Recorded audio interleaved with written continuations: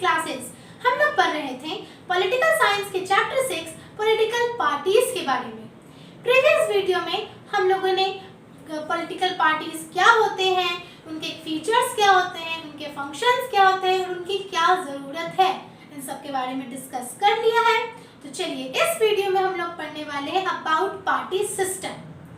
How many parties should we have, हम लोगों को कितनी पार्टी की ज़रूरत है, कितनी पार्टी होनी चाहिए, ये कोई नहीं बता सकता है कि कितनी पार्टी होनी चाहिए, क्योंकि एक डेमोक्रेटिक कंट्री में यानी कि डेमोक्रेसी में हर citizen will free to make their own political party. कोई भी सिटीजन चाहे, अगर आज के डेट में अगर मैं चाहूँ कि मैं अपनी एक पॉलिटिकल पार्टी बना लूँ तो मैं भी फ्री हूँ पॉलिटिकल पार्टी अपनी बनाने के लिए, कोई मुझे नहीं रोकेगा। और इंडिया की अगर हम लोग बात करें तो in India more than 750 political parties are registered with election commission of India.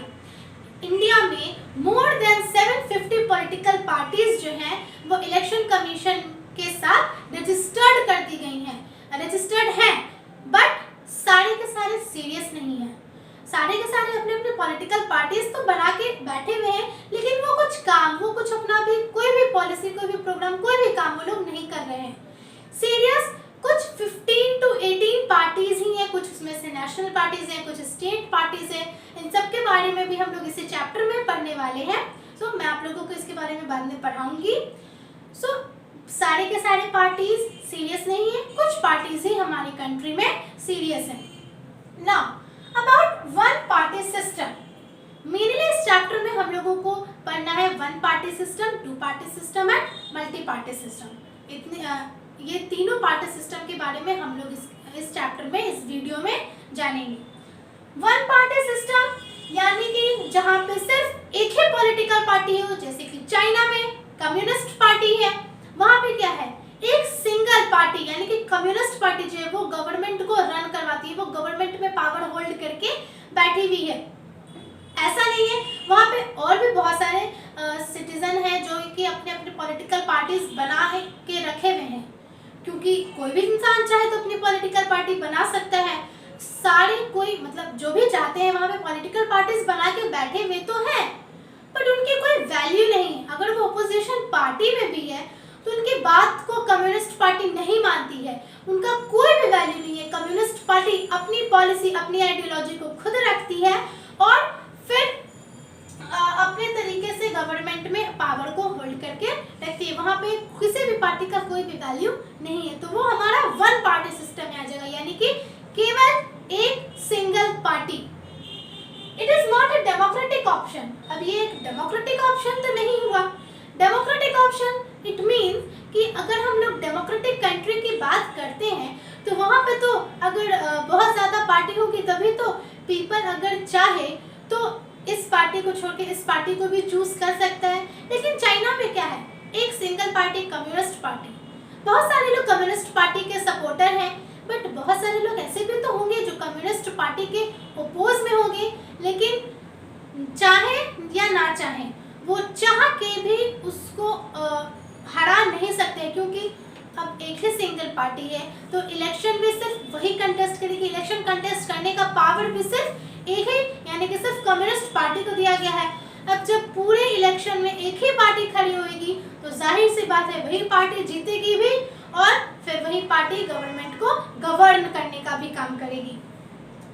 People are free to form parties, but electoral system not permit free competition for power. जैसा कि मैंने अभी आप लोगों को कहा, वहाँ पे भी पीपल फ्री है अपनी पॉलिटिकल पार्टीज बनाने के लिए, पर उन लोगों को परमिशन नहीं दिया गया है इलेक्टोरल सिस्टम के तहत कि वो लोग अपने पॉलिटिकल पार्टीज के साथ मिलकर इलेक्शन को कंटेस्ट करें।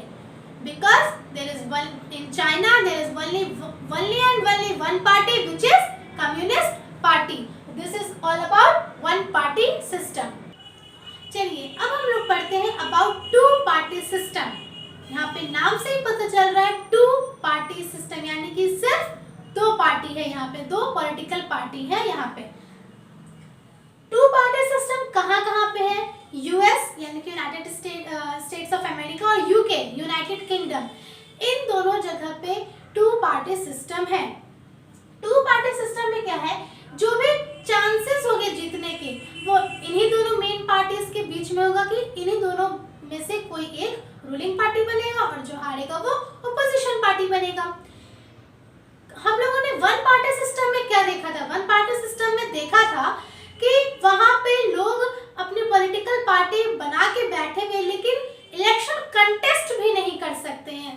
बट टू पार्टी सिस्टम में ऐसा नहीं है। टू पार्टी सिस्टम में भी बहुत सारे लोग अपनी अपनी पॉलिटिकल पार्टी बना के बैठे हुए हैं और वहां पे वो लोग इलेक्शन कंटेस्ट भी कर सकते हैं, लेजिस्लेचर में कुछ सीट्स भी प्राप्त कर सकते हैं। बट जो रूलिंग पार्टी होगी वो मेन दो पार्टी में से कोई एक पार्टी ही बनेगी। So this is two party system. Now multi party system, ये भी तो नाम से साफ साफ जाहिर है क्या, मल्टी पार्टी, बहुत सारी पार्टी, जैसे कि हमारे इंडिया में है, हमारे इंडिया में मल्टी पार्टी सिस्टम है। सो मल्टी पार्टी सिस्टम जो है इसमें बहुत सारी पार्टीज, पॉलिटिकल पार्टीज हैं, सारे पार्टीज जितने भी हैं सारे पार्टीज इलेक्शन भी कंटेस्ट करते हैं और इन सारे पार्टीज में से कोई भी पार्टी रूलिंग पार्टी बन सकती है और जो हारा वो अपोजिशन पार्टी बन जाता है। क्लियर? चलिए अगर हम लोग इंडिया की बात करते हैं और जो भी मल्टी पार्टी सिस्टम है यानी कि हमारे इंडिया में कोलिशन गवर्नमेंट के द्वारा भी पार्टी बनाई जाती है, इसे हम लोग एलियंसेस भी बोलते हैं, इसे हम लोग फ्रंट भी बोलते हैं। कोलिशन गवर्नमेंट क्या, यानी कि जो एक सिंगल पार्टी है अगर उसको मेजॉरिटी नहीं मिला तो वो बहुत सारे पार्टी के साथ हाथ मिला के एक कोलिशन गवर्नमेंट बनाएगी, यानी कि बहुत सारे पार्टी का मिक्स करके एक गवर्नमेंट बनाएगी और अगर उसके बाद फिर वो इलेक्शन कंटेस्ट करेगी, अगर जीतती है तो रूलिंग पार्टी, हारती है तो अपोजिशन पार्टी।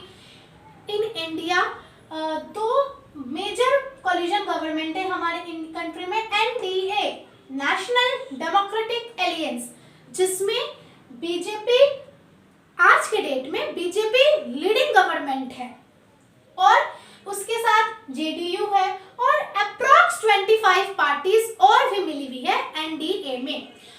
तो अभी के सिचुएशन में एनडीए जो है वो हमारा रूलिंग पार्टी है और यूपीए यानी कि यूपीए भी एक कोलिशन गवर्नमेंट है जो हमारी ओपोजिशन पार्टी है। यूपीए यानी कि यूनाइटेड प्रोग्रेसिव एलियंस, इसमें जो है वो कांग्रेस लीडिंग पार्टी है। यूपीए की लीडिंग पार्टी कांग्रेस है जिसके साथ आरजेडी और बहुत सारी पार्टीज हैं जो यूपीए के साथ मिली हुई हैं। तो आज के डेट में NDA is ruling party and UPA is opposition party और दोनों का उतना ही काम है, दोनों की उतनी ही जरूरत है क्योंकि दोनों एक दूसरे को देख के ही काम करता है। चलिए अब मल्टी पार्टी सिस्टम के कुछ डिसएडवांटेज भी है और एडवांटेज भी है। हर किसी का कुछ खराबी भी होता है, कुछ अच्छाई भी होती है। सो डिसएडवांटेज क्या है? Political instability.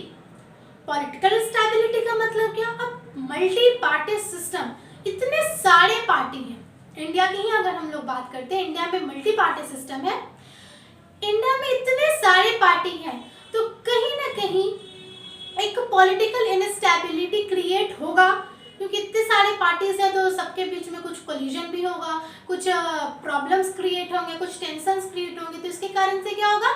हमारे कंट्री में पॉलिटिकल इनस्टेबिलिटी आएगी। अब मल्टी पार्टी सिस्टम के एडवांटेज क्या है? So advantage is variety of ideology to enjoy political representation.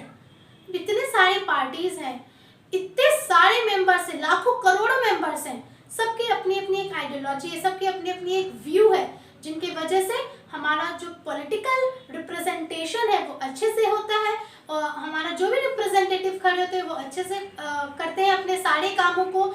Ruling party हो इधर अपोजिशन पार्टी हो, अपने अपने काम को अच्छे से करते हैं और इसी की वजह से हमारी कंट्री का डेवलपमेंट, हमारी कंट्री का वेलफेयर बहुत ही अच्छे तरीके से वेल मेंटेन्ड वे में होता है। अब इन सब के बाद one party system, two party system and multi party system, क्या हम लोग ये बता सकते हैं कि कौन सा पार्टी सिस्टम बेस्ट है, कौन सा पार्टी सिस्टम बेटर है? विच पार्टी सिस्टम इज बेस्ट और बेटर? हम लोग ये नहीं बता सकते हैं। हाँ, इंडिया में मल्टी पार्टी सिस्टम बेस्ट है, बट इन तीनों में से ज्यादा अच्छा कौन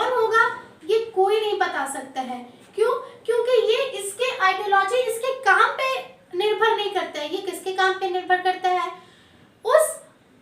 उसके पॉलिटिकल हिस्ट्री पे निर्भर करता है, सोसाइटी के नेचर पे निर्भर करता है कि उसकी सोसाइटी का नेचर क्या है, उसका पॉलिटिकल हिस्ट्री क्या था, उसका ज्योग्राफिकल एरिया क्या है, इन सब पे निर्भर करता है कि उस कंट्री के लिए कौन सा पार्टी सिस्टम बेस्ट है।